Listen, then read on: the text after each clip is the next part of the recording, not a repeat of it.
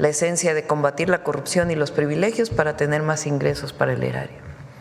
Y esta idea de que hay que hacer una reforma fiscal y hay que hacer una reforma fiscal, todavía hay oportunidad de incrementar los ingresos. Y además, todos los mexicanos y mexicanas deben pagar impuestos. El empresario también tiene que pagar impuestos. Es un asunto de lo que dice la ley y la Constitución. Entonces, si no se pagan, pues ¿qué se hace? Se recurre a los tribunales.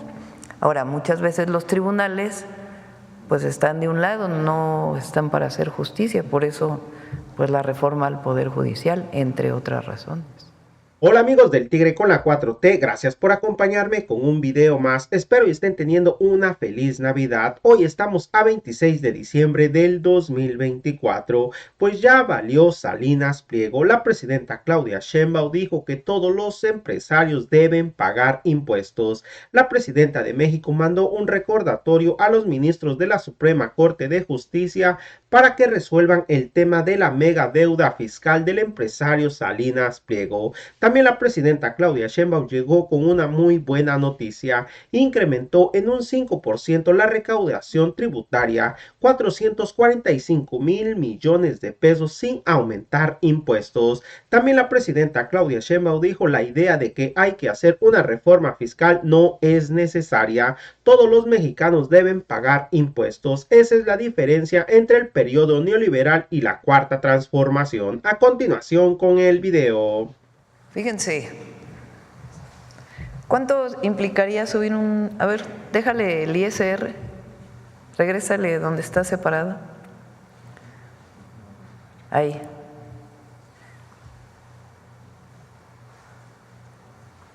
Fíjense, 5% en términos reales incrementó el ingreso. Son 445,284. 445,000 millones de pesos más de ingresos.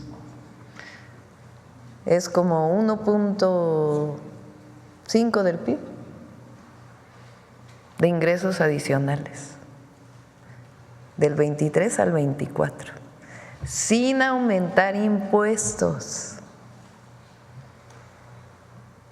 Es decir, el trabajo del SAT lo que ha hecho es cobrar impuestos de manera adecuada, no permitir los privilegios del pasado y al mismo tiempo fortalecer al SAT para seguir incrementando los ingresos tributarios, y los no tributarios fue por la decisión en su momento del presidente López Obrador de bajar el porcentaje de impuestos o de derechos que paga Pemex. Esa fue la parte, pero aún así los no tributarios están cumpliendo con la ley de ingresos que se presentó para el 2024, y los tributarios también, porque quedan una semana que estamos seguros que se va a cumplir con la meta. Esto es parte de la esencia de la cuarta transformación. Sin aumentar impuestos, sencillamente combatiendo la corrupción y los privilegios, se incrementan los ingresos. Y el próximo año la meta es similar, es decir, un porcentaje similar de incremento sin aumentar impuestos y manteniendo el derecho de Pemex como nuevo derecho. ¿Se acuerdan que lo planteamos? El derecho de explotación para el bienestar del pueblo de México, que es 30% solamente de Pemex. Y estamos seguros que lo vamos a cumplir. Entonces es sencillamente honestidad, que es lo que caracteriza al equipo del SAT. Eso es muy importante porque en ningún otro país se plantea la esencia de combatir la corrupción y los privilegios para tener más ingresos para el erario. Eso es algo que solamente se plantea en nuestro país. Y esta idea de que hay que hacer una reforma fiscal y hay que hacer una reforma fiscal, todavía hay oportunidad de incrementar los ingresos. Y además, Todos los mexicanos y mexicanas deben pagar impuestos. Y mientras más ingresos, pues el porcentaje es mayor. Sencillamente, esto permite la distribución de la riqueza y del ingreso. Esa es la gran diferencia entre el pasado neoliberal, que condonaba todos los impuestos, se prohíbe la condonación, se cobran bien los impuestos, no hay corrupción y hay los ingresos que representó el 2024. Al cierre, el 30, vamos a presentar los indicadores económicos del país cerrando 2024, pero pues es un muy buen número que refleja pues lo que es la transformación del país. Y Mexicana, vienen 5 aviones el próximo año, 2025, llegan 5 aviones más de 20 que se adquirieron, aviones Embraer de Brasil, se adquirieron para Mexicana de Aviación.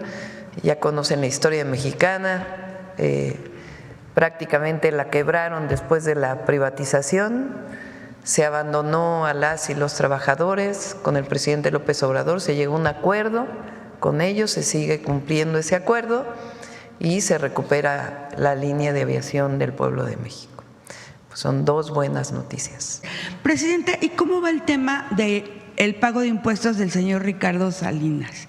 O sea, ya los pagó, ¿cómo va? Porque pues tenía por ahí una deuda muy grande y se habían parado. Entonces quería preguntarle acerca del tema. Sigue en tribunales.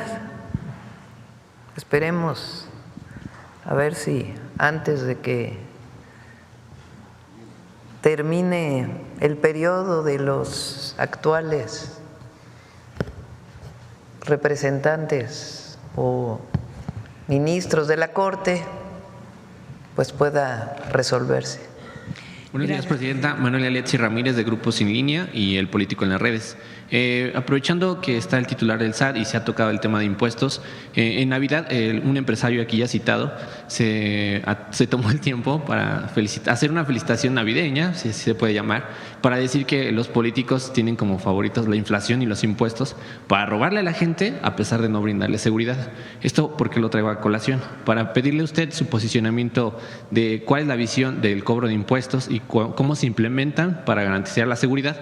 ¿Y qué balance tiene de 2024 con respecto a la seguridad? Y ahorita tengo otra para el titular del SAT.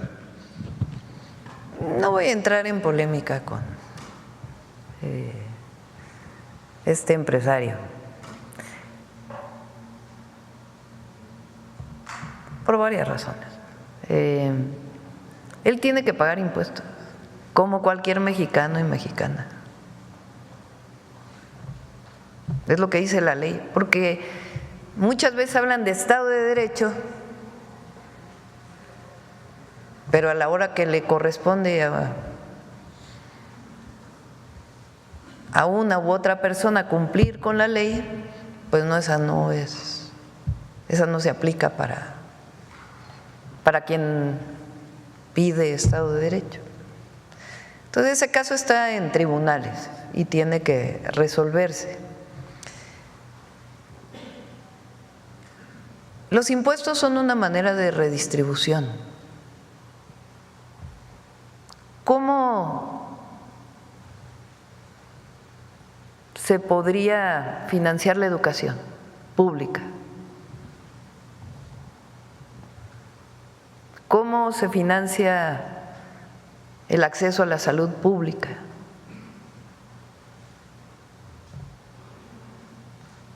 ¿O quieren que todo sea mercancía? Porque en esta idea supuestamente se pone por encima de todo la libertad del mercado. Nada más que la libertad del mercado no es lo mismo para quien gane el salario mínimo que para el que tiene una enorme riqueza. Y es la idea de que el pobre es pobre porque no trabaja. Díganle eso a un campesino en México. o porque no tiene la posibilidad o la destreza para ser empresaria. No, es una visión distinta. Nosotros creemos en los derechos del pueblo. Y eso viene desde los sentimientos de la nación. Que tenga acceso a la educación el peón y el hacendado, el mismo derecho. ¿Qué sería México sin la educación pública?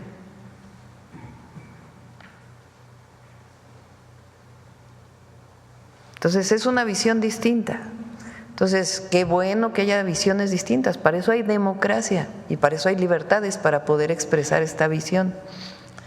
Pero los impuestos que son progresivos de acuerdo con la Constitución, pues hay que pagarlos. Los paga el que va a la tienda y paga IVA. Los paga el asalariado de acuerdo a lo que establecen las leyes. El empresario también tiene que pagar impuestos. Es un asunto de lo que dice la ley y la Constitución. Entonces, si no se pagan, pues ¿qué se hace? Se recurre a los tribunales. Ahora, muchas veces los tribunales pues están de un lado, no están para hacer justicia, por eso pues la reforma al Poder Judicial, entre otras razones. ¿Perdón? La renovación ya digamos de los jueces. Pues tienen que resolver los tribunales. Vamos a dejarlo a los tribunales. Pero mi posición, que no concuerda con la de él, pues vamos a ver.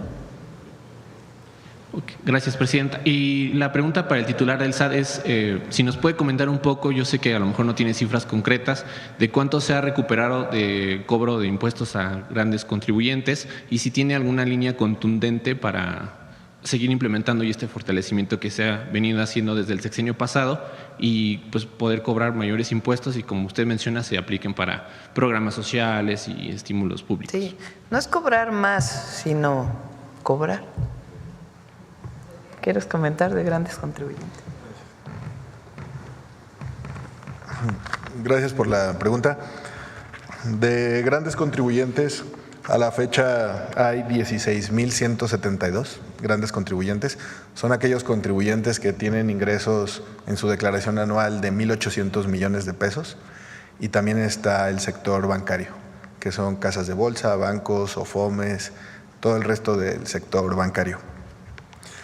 Cada año emitimos en el mes de enero el programa de fiscalización, que tiene que ver con los tres conceptos que ya mencioné, que es recaudación, que es el acompañamiento al contribuyente cumplido, la fiscalización y la atención al contribuyente a través de las 161 oficinas del SAT. La recaudación de grandes contribuyentes se divide en dos: la voluntaria, que esa es la recaudación que ellos van pagando y se van autodeterminando, y la segunda tiene que ver con la fiscalización. Nosotros lo que buscamos en el SAT y en el segundo piso de la cuarta transformación es la cultura contributiva, la cultura cívica contributiva, que toda la gente sepa para qué sirven las contribuciones y por qué se debe de contribuir. No estamos buscando fiscalizar por fiscalizar, se fiscaliza porque hay modelos de riesgo que indican que los contribuyentes, sean pequeños, medianos o grandes, pues aplicaron indebidamente un estímulo fiscal o que están excediendo las deducciones que no deberían de haber hecho. Y eso es lo que estamos haciendo, dando un mensaje a la sociedad para cambiar la mentalidad de cómo se debe de contribuir y que la estructura fiscal de México se pueda fortalecer. Los datos de grandes contribuyentes de este año representan más del 50% de la recaudación nacional total, y eso tiene que ver no únicamente con el impuesto sobre la renta de ellos, sino con las retenciones de sueldos y salarios de todos los trabajadores que hoy en día están en esas empresas. Muchas gracias. Y ya por último, presidenta, le hago llegar una libretita para sus propósitos de año nuevo de parte de Grupos en Línea. Muchas gracias. Se la paso con su equipo. Y feliz año. Gracias, igual. A ver, ya la última. Y doctora, finalmente, pues usted el día previo a Navidad publicó en el Diario Oficial de la Federación pues dos decretos, obviamente el tema que tiene que ver con el tema de lo que se va recaudando, de lo que es el presupuesto de egresos de la Federación e ingresos para el próximo año. Y también publicó lo que es esta reforma que se mandó a hacer respecto a los trabajadores de aplicación. Me quiero detener básicamente en el tema de los trabajadores de aplicación porque ha habido mucha controversia. No sé si la organización que maneja a estos repartidores ha mencionado varias cuestiones que son ciertas, no son ciertas, no sé qué nos pueda decir de esto, de que les van a quitar dinero, de que van a bajar los empleos en las aplicaciones, todo ese tipo de temas. Es básicamente el llamado que haría usted a los trabajadores, ya que esta ley pues tiene, si no me recuerdo, 120 días para entrar en vigor y todo parece indicar que a partir del 1 de enero el IMSS va a efectuar un modelo piloto, plan piloto, como lo hizo con las trabajadoras del hogar, para obviamente pues adecuar lo que es los sistemas y también que las dueños de aplicaciones puedan incluir a los trabajadores en el Seguro Social. Básicamente serían esos dos temas, doctora. Muchas gracias. Sobre el primero, en efecto, publicamos la ley de ingresos, el presupuesto de egresos de la Federación y también el cambio constitucional de organismos autónomos, que se dejaron venir toda clase de… yo no diría críticas, sino mentiras relacionado con todos estos temas. Por ejemplo, se dice ya en algunos medios que son, o algunos personajes que ni vale la pena mencionarlos, que bajó el presupuesto en salud. No bajó el presupuesto en salud. El presupuesto en salud ahora está en el IMSS Bienestar, porque ya no hay INSABI. Entonces ahora sale en el IMSS Bienestar. Entonces si uno lo compara con el año anterior, pues no es comparable, a menos que uno sume las distintas partidas en donde se encuentra el presupuesto de salud y tienen que incluir el IMSS Bienestar. ¿Que bajó el presupuesto en educación? No bajó el presupuesto en educación, ni en educación superior, ni en media superior, ni en educación básica. No hay disminución del presupuesto en educación. Que bajó el presupuesto en agua potable, ya lo explicamos varias veces. En el 2024 se cerraron proyectos estratégicos del presidente López Obrador. Para el 2025 inician los nuevos proyectos estratégicos y se requiere un tiempo para hacer los proyectos ejecutivos y va a irse incrementando a lo largo de los años el presupuesto de agua potable. Que disminuyó el presupuesto de seguridad, falso. Es decir, el presupuesto de egresos de la Federación sí disminuye el déficit, pero garantiza la operación del gobierno y además los programas de bienestar, los nuevos programas de bienestar, educación, salud. Hay más presupuesto para vivienda de lo que había en el 2024 y además obras estratégicas que hemos planteado que se van a desarrollar, trenes, carreteras, proyectos de agua potable y el gasto o la inversión en infraestructura es poco menos que el año anterior, pero mantiene un porcentaje muy importante y se reduce el déficit de manera muy importante en casi 2 puntos del PIB.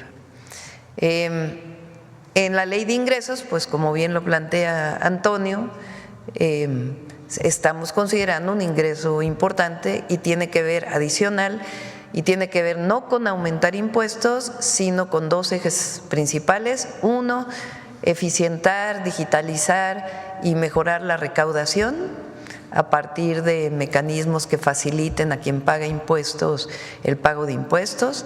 Y lo segundo, y la propia fiscalización que debe hacer el SAT. Y lo segundo, ya lo hemos planteado varias veces, mejorar la operación de las aduanas, que también va a garantizar un ingreso muy importante. Entonces, de esos dos, de los organismos autónomos ya lo hemos planteado, En el caso del IFT y de COFESE, se crea un organismo descentralizado cuya cabeza de sector es economía y su objetivo central es evitar mayor concentración de servicios y producción de bienes, es decir, es un organismo cuya función esencial es disminuir los monopolios. Que no cumplió con esa función ni el IFT ni COFESE, que por cierto el IFT nos regaló unas cuantas concesiones antes de cerrar, que se va a echar para atrás eso, ya lo vamos a presentar aquí. Queriendo seguir, quisieron hacer exactamente, un albazo, pero no va a proceder, ya vamos a explicar lo que hicieron. Y por otro lado, entonces se hace un organismo descentralizado, mucho más pequeño, que no tiene las grandes erogaciones que tenían en el pasado y que va a cumplir con su función, y que a diferencia del pasado, que lo único que querían era evitar el monopolio de las empresas públicas, hoy recupera CFE y Pemex su característica de que no son monopolios por ser empresas públicas en el 28 constitucional. En el caso del INAI se abre un área especial en la Secretaría Anticorrupción y de Buen Gobierno, que ya va a venir también Raquel a explicar cómo se incorpora todo lo que se requiere para la transparencia, y vamos a fortalecer la transparencia en el gobierno, entre otras áreas. La Comisión Reguladora de Energía, la CRE, que realmente con muchos problemas, hoy pasa a ser parte de la Secretaría de Energía, un órgano desconcentrado que va a tener a su cargo los permisos, y viene una ley secundaria también para poderlo garantizar. Se ha estado planteando que el autoritarismo ya llegó al país por haber desaparecido los órganos autónomos. Falso, absolutamente falso. Si fuéramos un gobierno autoritario, pues no habría ni libertad de expresión, ni libertad de reunión, ni libertad de manifestación, y hoy hay pues grandes libertades en nuestro país. Entonces esas tres, entre otras muy importantes que fueron publicadas en días recientes. Y la otra pregunta era sobre… sí, para las y los trabajadores de aplicaciones. El esquema en que entran al Instituto Mexicano del Seguro Social es diverso dependiendo de cuántas horas trabajen. No se obliga, porque es lo que están diciendo, que ahora necesariamente se tengan que trabajar 8 horas diarias. Es falso. Es un esquema en donde, de acuerdo con las horas que trabajan, es lo que tiene que cotizar la empresa para que puedan tener seguridad social. ¿Qué ventajas tiene ahora? Pues que cubre seguro de accidentes con el Instituto Mexicano del Seguro Social, van a tener derecho a la seguridad social y también a cotizar para que en su momento puedan contribuir para su pensión. Es decir, es un trabajo que ahora tiene seguridad social, a diferencia del pasado, y cualquier duda que puedan tener, pues va a estar la Secretaría del Trabajo para poder responder a cualquier duda a las y los trabajadores de aplicaciones. Es para beneficio de las y los trabajadores y no implica ni cierre de empresas, ni cierre de puestos de trabajo, ni mucho menos, sino sencillamente mejoras en un trabajo que no tenía garantía de seguridad social, y además un trabajo riesgoso porque muchos utilizan motocicleta, bicicleta, caminando o el propio automóvil, y genera riesgos a la hora de transportar, pues pasan muchas horas en los distintos vehículos para poder llevar las mercancías.